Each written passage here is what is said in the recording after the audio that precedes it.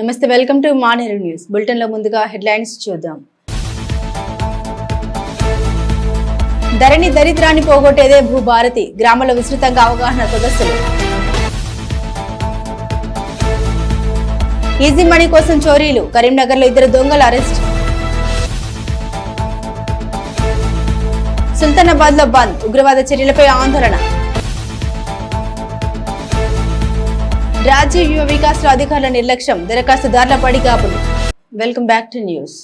ధరణి స్థానంలో కాంగ్రెస్ ప్రభుత్వం ఏర్పాటు చేసిన భూభారతి చట్టాన్ని ప్రతి రైతు వినియోగించుకోవాలని కోరారు సుడా చైర్మన్ కోమటిరెడ్డి నరేందర్ రెడ్డి. కరీంనగర్ రూరల్ మండలం దుర్షేడు, కొత్తపల్లి మండలాల్లో అవగాహన సదస్సు నిర్వహించారు. ఆయా కార్యక్రమాలకు జిల్లా కలెక్టర్ పమేలా సత్పత్ తో కలిసి సుడా చైర్మన్ పాల్గొని మాట్లాడారు. గత 10 ఏళ్ల బీఆర్ఎస్ పాలనలో రైతులు అనేక భూ సమస్యలతో తీవ్ర ఇబ్బందులు ఎదుర్కొన్నారని గుర్తు చేశారు. రాష్ట్ర వ్యాప్తంగా లక్షల దరఖాస్తులు పెండింగ్ లో ఉన్నాయని, కాంగ్రెస్ ప్రభుత్వం వాటి పరిష్కారానికి నడుం బిగించిందని తెలిపారు. రైతుల భూ సమస్యలతో ఇబ్బంది పడకూడదనే భూభారతి చట్టాన్ని తీసుకొచ్చిందని తెలిపారు. రైతుల సంక్షేమం కోసం కాంగ్రెస్ ప్రభుత్వం రైతు రుణమాఫీ చేసిందని, రైతు భరోసా అమలు చేస్తుందని తెలిపారు. ఈ కార్యక్రమం పాల్గొన్నటువంటి మన గౌరవ కలెక్టర్ గారి మహిళా సోదరులు అందరూ కూడా పేరు పేరున నమస్కారం తెలియజేస్తారు. రైతులు ఎన్నో ఇబ్బందులు పడుతున్నారు, పరిష్కారం అవుతాయని చెప్పి అద్భుత కల్పన కల్పించింది. ఎక్కడైనా కింది స్థాయి నుంచి సమస్యను పరిష్కరించి పెద్దలు, గతంలో ఉన్నటువంటి అధికారులు కావచ్చు, తహసీల్దార్ దగ్గరకు అవినీతి జరుగుతున్నారు. ఇదంతా కూడా కలెక్టర్ గారి దగ్గరికి వెళ్ళే అవకాశం కల్పించాలనేటువంటి ఉద్దేశం.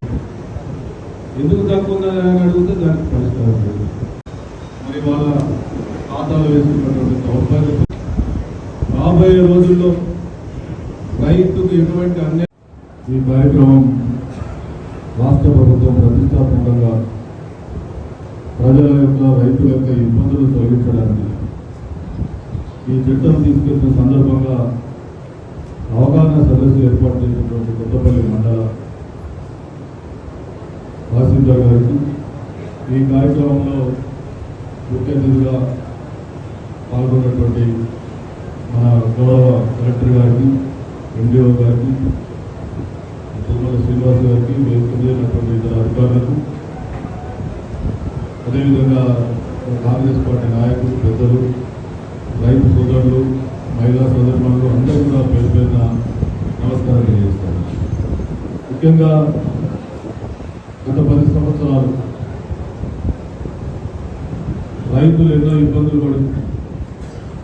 33 మాడ్యూల్స్ అర్హులైన ప్రతి ఒక్క కుటుంబానికి ఇందిరమ్మ ఇల్లు అందుతుందన్నారు పెద్దపల్లి ఎమ్మెల్యే చింతకుంట విజయరమణారావు. పెద్దపల్లి జిల్లా కాల్వ శ్రీరాంపూర్ మండలంలోని ఎంపీడీఓ కార్యాలయం ఆవరణంలో నిర్వహించిన మోడల్ ఇందిరమ్మ ఇంటిని జిల్లా కలెక్టర్ కోఎస్టీ హర్షతో కలిసి ఆయన ప్రారంభించారు. తొలుత వారికి మాజీ ఎంపీపీ గోపగొని సారయ్య గౌడ్ తో పాటు పలువురు ప్రజాప్రతినిధులు పుష్పగుచ్చంతో స్వాగతం పలికారు.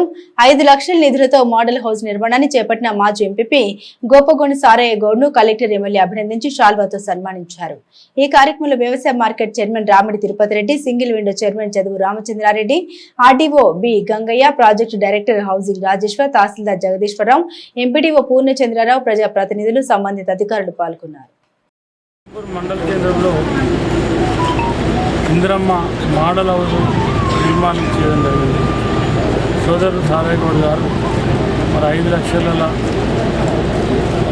దాన్ని నిర్మాణం చేసి కింద టైల్స్, అదేవిధంగా పేద కుటుంబం 5 లక్షల కట్టుకోవచ్చు అనే విధంగా ఒక నాణ్యమైనటువంటి కన్స్ట్రక్షన్తో నిర్మాణం చేయడం జరిగింది.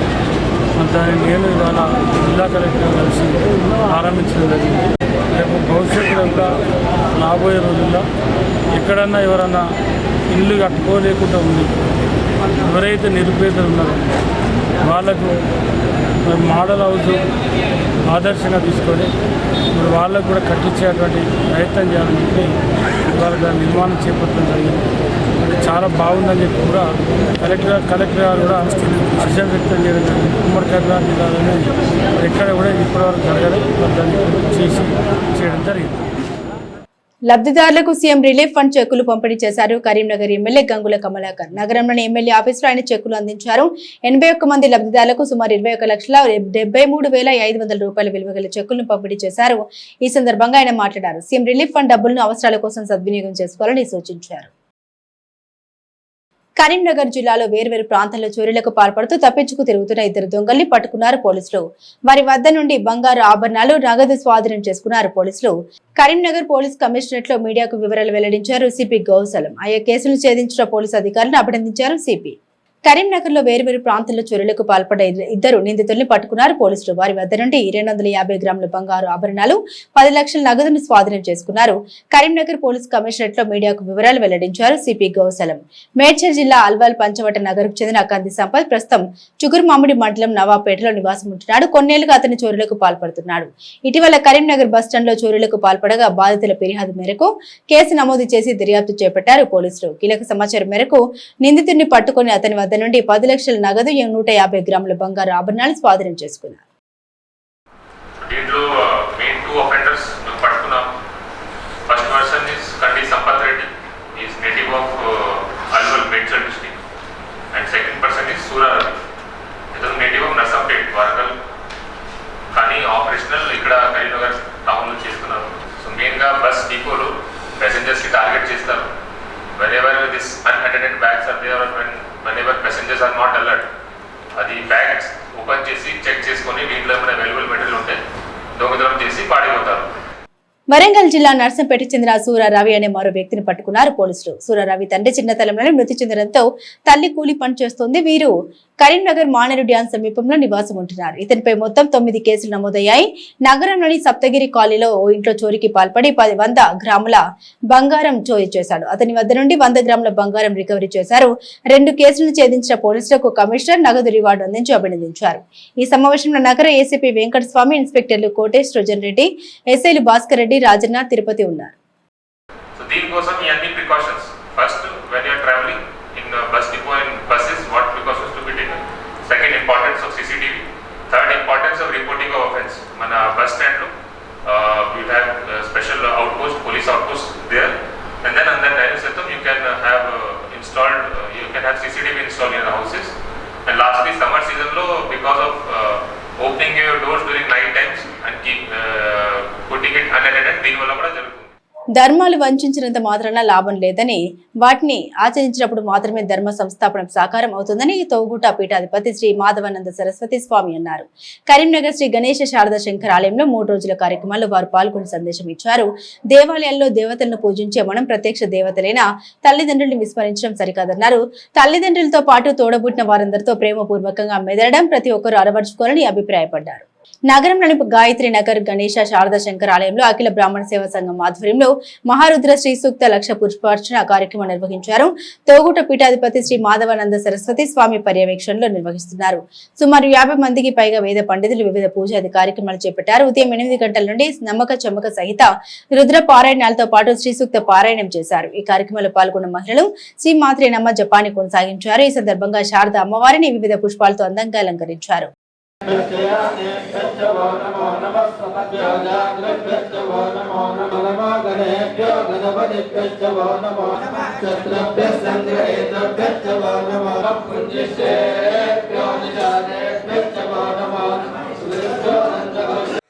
భక్తుల భగవన్ నామస్మరణతో ఆలయ పరిసరాలు ఆధ్యాత్మిక శోభను సంతరించుకున్నాయి. ఈ సందర్భంగా స్వామివారు మాట్లాడుతూ ధర్మ సూత్రాలు, ప్రవచనాలు విన్నంత మాత్రాన లాభం లేదని, వాటిని ఆచరించినప్పుడు మాత్రమే ధర్మ సంస్థాపన కొనసాగుతుందని వారన్నారు. ఈ కార్యక్రమంలో అఖిల బ్రాహ్మణ సేవా సంఘం కరీంనగర్ అధ్యక్షులు కస్బా భూమేశ్వరరావు, శ్రీ గణేశ శారదా శంకర్ ఆలయ కమిటీ అధ్యక్షులు బండపల్లి ఉపేందర్ శర్మ, ప్రధాన కార్యదర్శులు రామక విఠల్ శర్మ, పురం ప్రేమచంద్రరావు, మూగు హరిశంకర్, నాగశర్మతో పాటు బ్రాహ్మణ సంఘం ప్రతినిధులు, మహిళలు పాల్గొన్నారు. శ్రీ శ్రీ శ్రీ మదనానంద సరస్వతి స్వామి వారి సంపూర్ణ ఆశీస్సులతో అఖిల బ్రాహ్మణ సేవా సంఘం శ్రీ గణేశ శారదా శంకరాలయం వారి సంయుక్త నిర్వహణలో ఈ నెల 26, 27, 28 తేదీల్లో శనివారము, ఆదివారము, సోమవారాలలో బ్రాహ్మణ సంఘం లోపట కోటి మహారుద్ర, కోటి శ్రీ సూక్త పారాయణ అంతర్గతంగా ఈ రోజు నుంచి 3 రోజుల పాటు మహారుద్ర పారాయణం, శ్రీ సూక్త పారాయణం, శ్రీమాత్ర పారాయణం, ఇవి ఉదయం 9 గంటల నుంచి 1 గంట వరకు నిర్వహింపబడుతున్నాయి. చక్కగా ఉండాలనే మనం ఈ కార్యక్రమాన్ని నిర్వహిస్తున్నాం కాబట్టి దయచేసి కరీంనగర్లో ఉన్న ప్రతి ఒక్కరూ కూడా ఈ కార్యక్రమంలో పాల్గొని వారు సుఖాన్ని, సౌభాగ్యాన్ని, సంతోషాన్ని పొందాలని మన అఖిల బ్రాహ్మణ సేవా సంఘం మరియు శ్రీ గణేశ శారదా శంకరాలయం సంయుక్తంగా మనం వారిని వేడుకుంటున్నాం. అందరూ రావాల్సిందిగా ప్రార్థన. శుభం భూయాత్. శబరిమల మహాపాదయాత్ర సృష్టికర్త వేణుగోపాల్ గురుస్వామి 12వ వర్ధంతి సందర్భంగా కరీంనగర్ 36వ డివిజన్ మంకమ్మ తోటలో శ్రీ అఖిల అయ్యప్ప శబరిమల మహాపాదయాత్ర charitable trust chairman Gadapa Nagaraju గురుస్వామి ఆధ్వర్యంలో అన్నదానం నిర్వహించారు. ఈ సందర్భంగా గడప నాగరాజు గురుస్వామి మాట్లాడారు. కట్నమనే అయ్యప్ప స్వామి దీక్ష తీసుకున్న ఎంతో మంది స్వాములను కాలినడకన శబరిమలకు మహాపాదయాత్రగా తీసుకెళ్లిన గురుస్వామి వేణుగోపాల్ స్వామి అని గుర్తు చేశారు. ఈ కార్యక్రమంలో సిరివేరు ప్రశాంత్, బండారి శ్రావణ్ కుమార్, శ్రీరాముల జైపాల్, గోపినేని శ్రీనివాస్ గౌడ్, కృష్ణకుమార్, ఈసంపల్లి రామకృష్ణ, నాగవెల్లి హరి, లక్ష్మణచారి పాల్గొన్నారు. స్వర్గీయ వేణుగోపాల్ గురుస్వామి గారి 12వ వర్ధంతి సందర్భంగా వారి జ్ఞాపకార్థంగా మరి అందరు భక్తులతో మేము శ్రీ అఖిల అయ్యప్ప శబరిమల మహాపాదయాత్ర చారిటబుల్ ట్రస్ట్ ద్వారా ఈరోజు ఇక్కడ అన్నదాన కార్యక్రమం ఏర్పాటు చేశాము. వారు పవిత్రమైన ఆత్మశాంతి ఉండాలని, మరి గురుస్వామి దీవెనలు అయ్యప్పలుగా ఉండాలని ఎంతోమంది మహాపాదయాత్రగా దారి చూపించి ఎంతోమంది వేల మంది శిష్యులను దేశంలో పహల్గామ్ ఉగ్రదాడిని వ్యతిరేకిస్తూ కరీంనగర్ తెలంగాణ చౌరస్తాలో విహెచ్పి బజరంగ్ దళ్ ఆధ్వర్యంలో ఆందోళన చేపట్టారు. ఉగ్రవాదుల దిష్టి బొమ్మను దహనం చేసి పాకిస్తాన్ కు వ్యతిరేకంగా నినాదాలు చేపట్టారు. ఈ సందర్భంగా విహెచ్పి జిల్లా ప్రధాన కార్యదర్శి ఆదిమూలపు విద్యాసాగర్, బజరంగ్ దళ్ జోనల్ కార్యదర్శి తోట ప్రదీప్ కుమార్ మాట్లాడారు. ఉగ్రదాడిని ప్రతి భారతీయుడు ఖండించాలని, పాకిస్తానీలకు ఎవరు ఆశ్రయం కల్పించినా దేశ ద్రోహులుగా మిగులుతారని హెచ్చరించారు. అమరులైన పర్యాటకులకు సంతాపం తెలుపుతున్నట్లు తెలిపారు.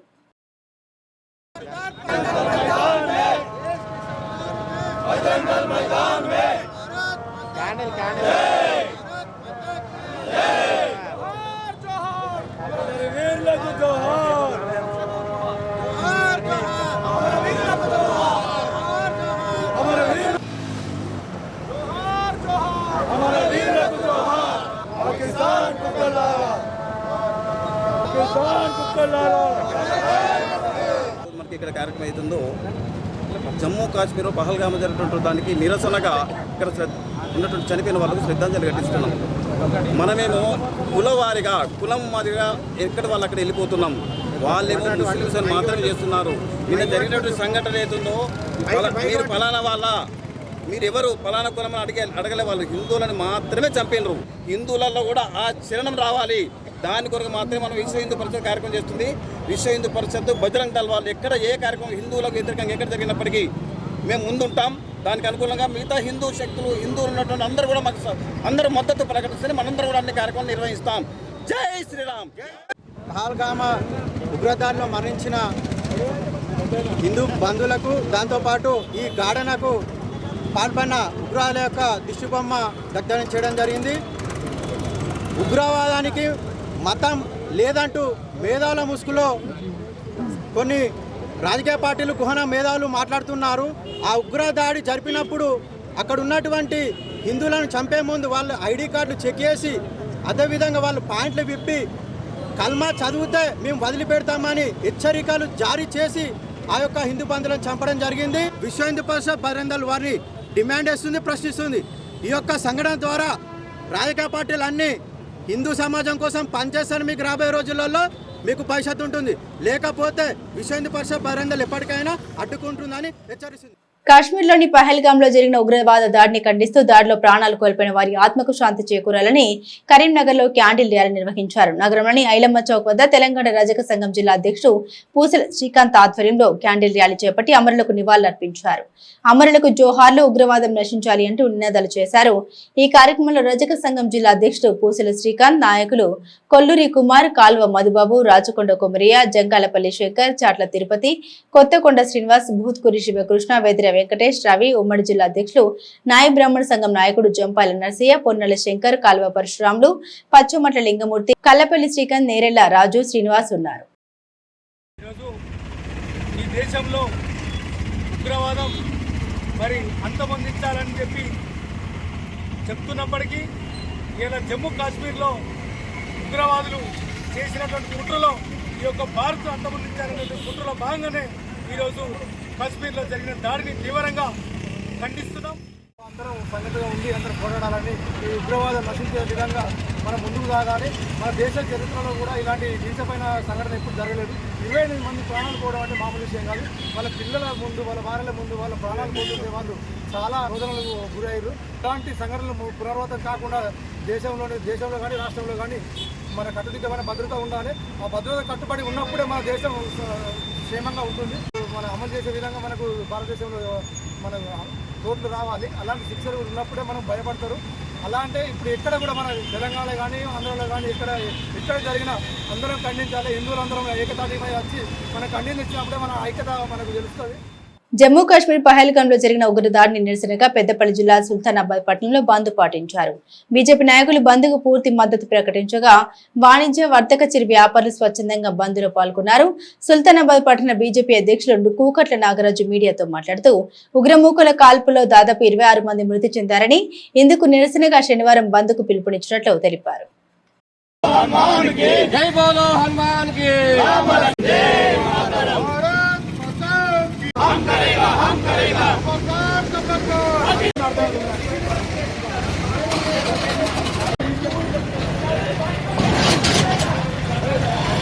ఉత్తరప్రదేశ్ సహరన్పూర్ స్మార్ట్ సిటీ పూజా ఎంక్లేవ్ ఏరియాలో పహల్గాం కాశ్మీర్లో ఉగ్రవాదుల కాల్పులో మరణించిన పర్యాటకులకు నివాళులర్పించారు. కరీంనగర్ చెందిన రిటైర్డ్ ఇంజనీర్ శీలం శంకర్ ఆధ్వర్యంలో స్థానిక ప్రజలతో క్యాండిల్ ర్యాలీ చేపట్టారు. ఈ సందర్భంగా ఆయన మాట్లాడుతూ ఇంతటి ఘోరానికి పాల్పడ్డ వారిని, వారికి మద్దతు ఇస్తున్న వారిని నామరూపాలు లేకుండా మట్టుపెట్టాలని భారత ప్రభుత్వాన్ని కోరారు. ప్రస్తుతం భారత ప్రజల్లో ఉన్న భయాందోళన పోగొట్టాలని కోరారు. ఈ కార్యక్రమంలో శీలం శంకర్ తో పాటుగా శరద్ అగ్రహారి, దీపక్ సింగ్, అవనీంద్ర పాండే స్థానిక ప్రజలు పాల్గొన్నారు.